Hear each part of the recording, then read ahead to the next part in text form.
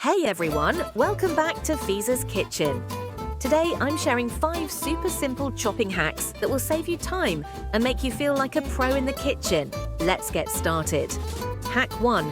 Peel garlic in seconds. Peeling garlic can be such a pain, right? Here's the easiest way to do it. Smash the garlic clove with the flat side of a knife. The peel comes right off. Easy peasy and no sticky fingers. Hack 2. Use a fork for perfect tomato slices. Ever struggle to cut tomatoes evenly? Try this.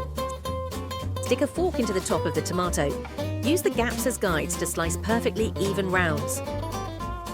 This is great for salads and sandwiches. Hack 3. Chop onions without tears. Tired of crying while chopping onions? This trick is a game changer. Place the onion in the freezer for 10 minutes before chopping. Then slice it as usual. No tears and it doesn't affect the taste. Win-win! And there you have it. 5 chopping hacks to make your time in the kitchen so much easier. Which hack was your favourite? Let me know in the comments below, and don't forget to like, share and subscribe to Fiza's Kitchen for more tips and tricks. See you next time.